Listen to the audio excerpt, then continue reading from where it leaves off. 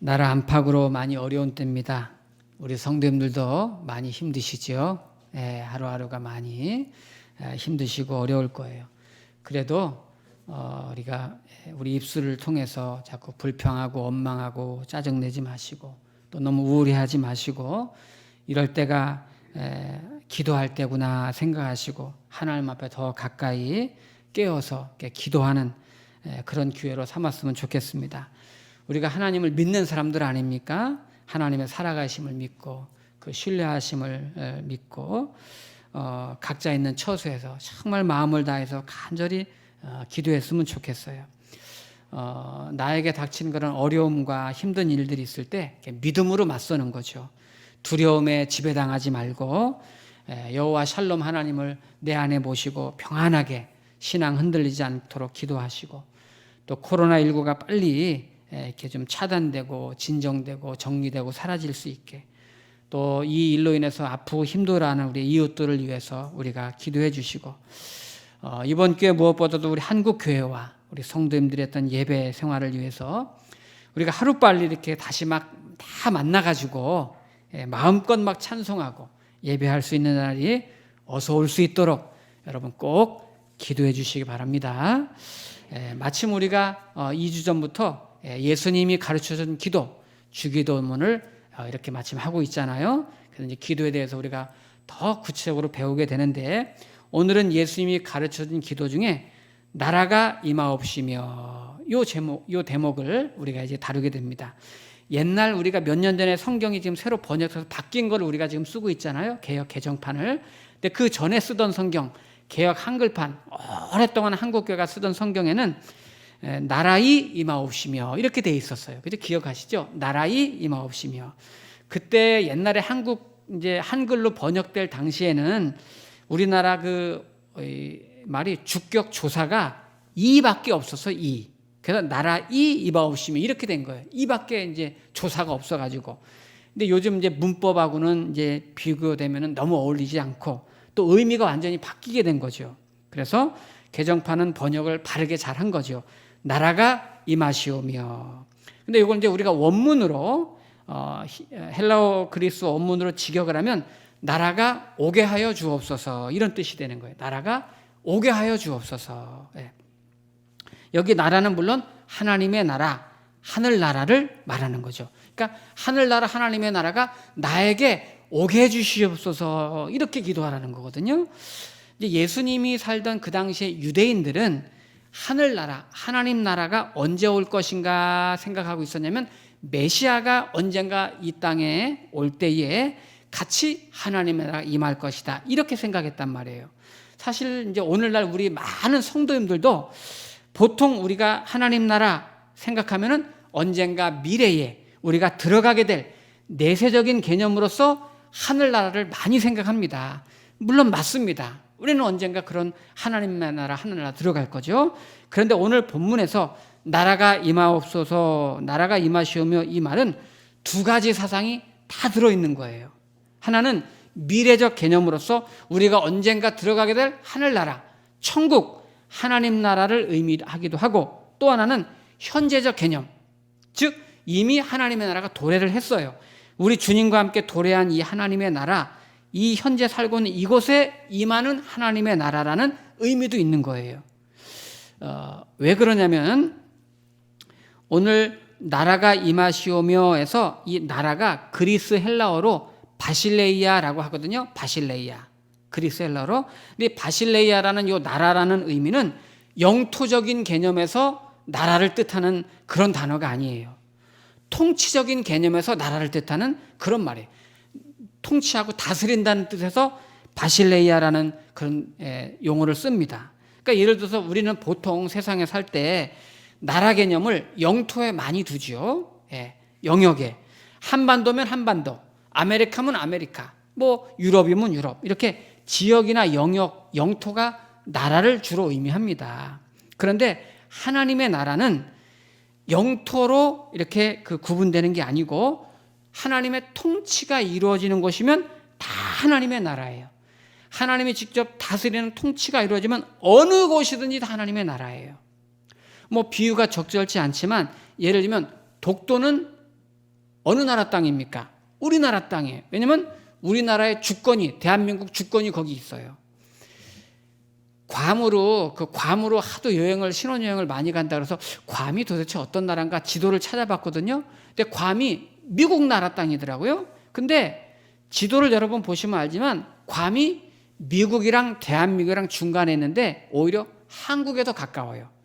미국하고는 멀어요. 대한민국에서 가까워요, 괌이. 근데 거기는 미국 나라예요. 왜요? 미국의 주권이 거기 있어요. 아무리 멀어도. 마찬가지로 우리가 보통 하나님의 나라를 천국이라고 부르는데 천국은 하늘나라에만 있는 것이 아니고 어디든지 하나님의 통치가 있고 다스림이 미치는 곳이면 다 하나님의 나라예요. 예를 들어 우리 교회가 하나님의 통치가 우리 교회에 온전히 이루어지면 우리 교회가 하나님의 나라예요. 여러분의 가정에 하나님의 통치가 온전히 이루어지면 여러분의 가정이 하나님의 나라예요. 여러분의 일터에 하나님의 통치가 하나님의 다스림이 거기 그대로 순종되고 이루어지면 거기 일터가 하나님의 나라가 되는 거예요. 그러니까 하나님의 나라는 시간의 제한도 없고 공간의 제한도 없고 어떤 제한도 받지 않아요. 그러니까 하나님의 나라는 부요함 속에서도 하나님의 나라가 임할 수 있고 가난함 속에서 하나님의 나라가 임할 수 있고 제가 좋아하는 찬송, 여러분이 좋아하는 찬송 중에 내 영혼이 은총 입어 찬양 중에도 있잖아요. 그 3절 가사에 높은 산이 거친 들이 초막이나 궁궐이나 내 주 예수 모신 곳이 그 어디나 하늘나라. 그렇죠? 예. 할렐루야 찬양하세요. 내 모든 죄 사함 받고 주 예수와 동행하니 그 어디나 하늘나라. 주님이 계시면 실제로 우리가 하나님 나라의 핵심적인 가치, 정말 하나님의 주체가 우리 주님이시라는 것을 우리가 한번 정확하게 확인을 해보겠습니다. 자, 누가복음 17장을 한번 찾아보세요. 이거 중요하니까 이건 한번 다 찾아보면 좋겠어요. 누가복음 17장. 요 누가복음 17장을 오해하시는 분이 많아요. 그래서 17장 20절을 한번 보세요.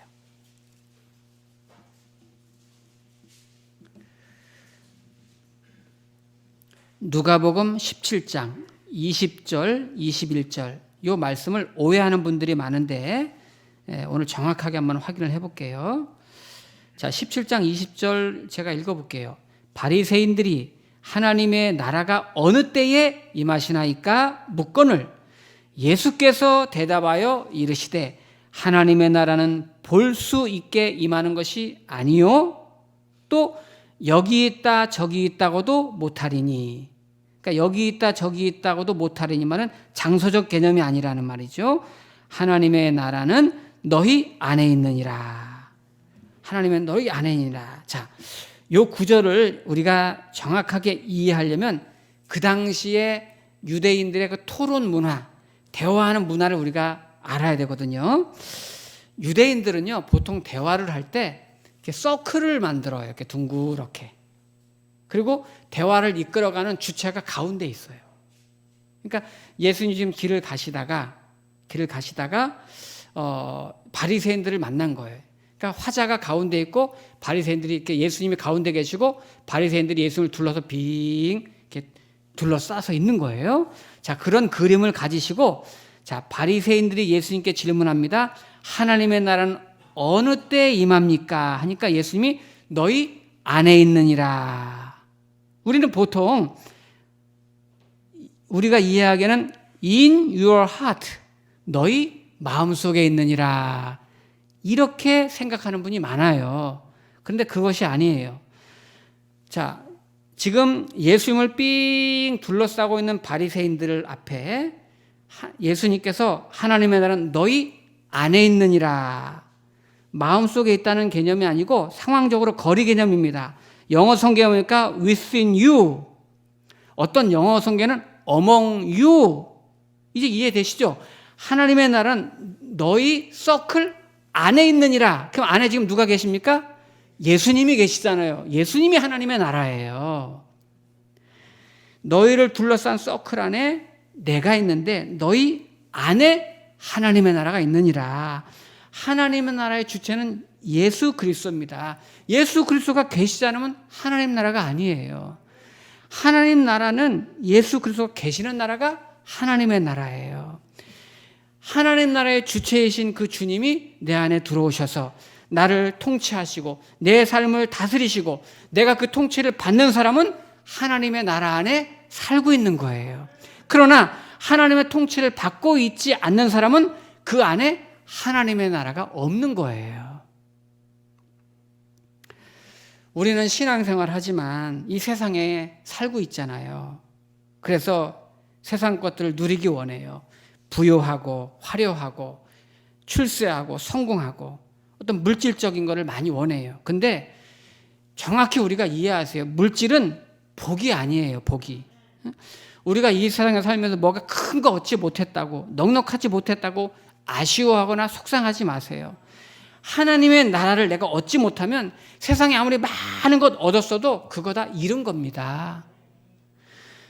우리는 먼저 하나님의 나라를 얻기를 축복합니다. 하나님의 나라가 내게 없는데, 하나님의 나라가 없는 건강, 하나님의 나라가 없는 부요함, 하나님의 나라가 없는 그런 권세, 그게 무슨 소용이 있겠습니까? 그렇다고요, 세상에 있는 것들 다 무시하고 필요 없다 이런 말씀은 아닙니다. 우리 기독교는 세상에 있는 재산, 돈, 명예, 권세 이거 무시하거나 부정하지 않습니다. 우리가 성실하게 열심히 일해서 얻은 수입을 가지고 내가 누릴 수 있어요. 여유 있게 살 수 있고 잘 살 수 있습니다. 그런데 중요한 거는 내게 주어진 그런 물질이 축복이 아니고 은사인 것을 기억하시기 바랍니다. 우리는 돈 때문에 사는 사람이 아니잖아요. 우리가 사는 목적이 돈이 아니잖아요. 하나님은 물질의 은사를 모든 사람에게 주시지 않으셨어요. 어떤 사람에게는 주셨죠. 그래서 그 물질의 은사를 받은 사람은 그걸 잘 활용해서 선한 일을 위해 정말 주를 위해 아름답게 쓰면 되는 거예요. 물질이 많은 게 복이 아니고 진짜 복은 하나님의 나라를 소유한 내가 복 있는 겁니다. 내가 복이에요.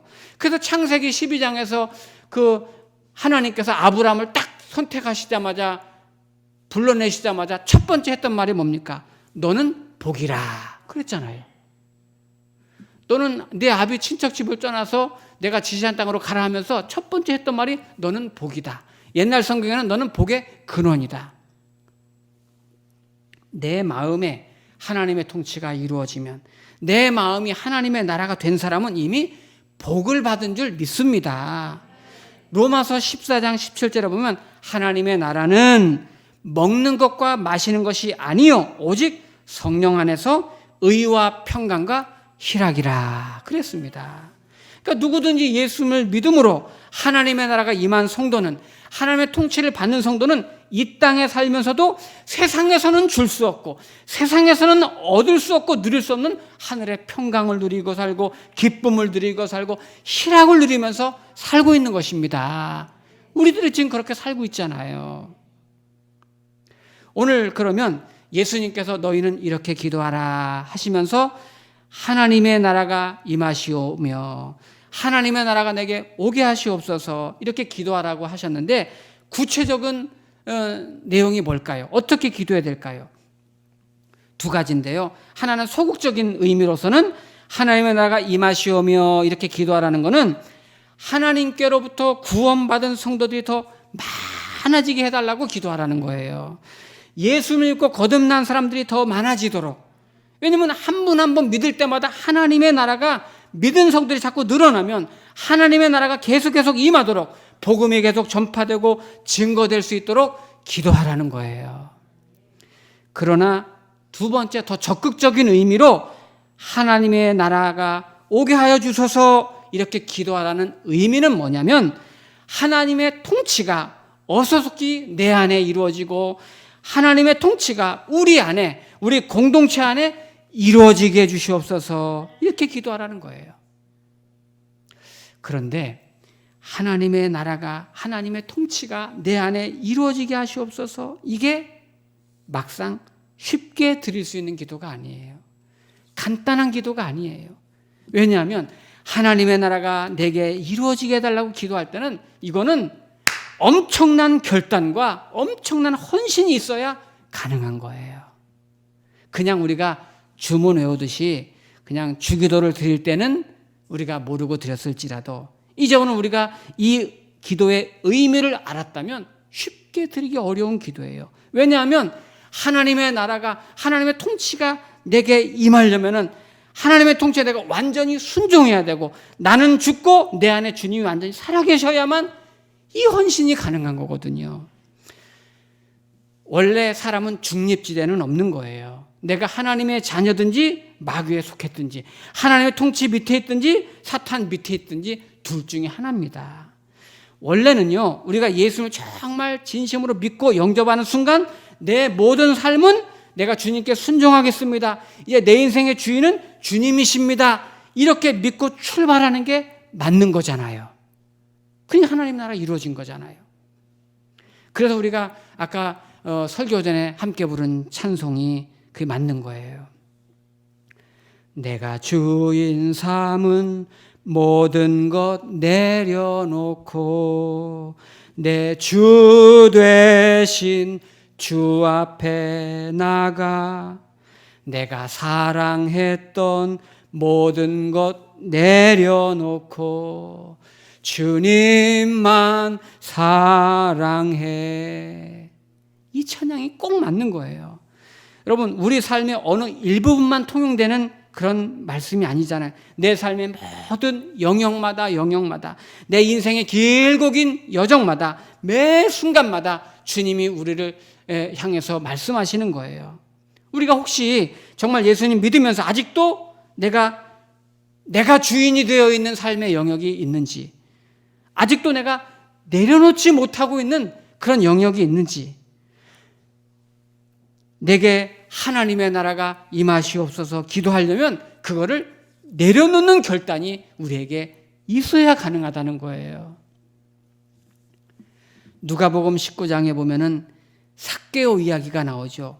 당시 세리장이었고 큰 부자였던, 높은 관직을 가졌고 부유함을 누리고 있었지만 동족들에게 멸시를 당하고 외면을 받고 살았습니다. 많은 세금을 착취했으니까요. 근데 어느 날 예수님이 오신다는 소식을 듣고 이 삭개오가, 외로웠던 삭개오가 나무 위로 올라가서 예수님을 기다립니다.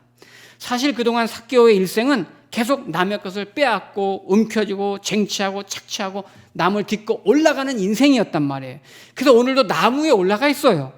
그런데 예수님이 그 삭개오를 보고서 나무에 올라가 있는 삭개오한테 말했던 첫 번째 말이 뭡니까? 내려와라. 삭개오야, 내려와라. 지금까지 내가 계속 올라가는 인생을 살았구나. 이제는 내려놓아라. 내려와라 말씀하시는 거예요. 그리고 내려온 삭개오에게 무슨 말씀을 그 다음 하셨습니까? 오늘 내가 내 집에 유하여야 하겠다. 내가 오늘 너에게 들어가서 내 집에 머물러야 되겠다. 이 말이 무슨 말입니까? 하나님의 나라가 이제 그에게 임하게 되는 거죠. 이제는 그가 주님을 모셔드리면서 하나님의 통치가 삭개오에게 임하게 되는 것입니다. 삭개오는 이때 하나님의 통치가 이루어지면서 그동안 움켜쥐고 빼앗고 올라가던 자리에서 내려왔습니다.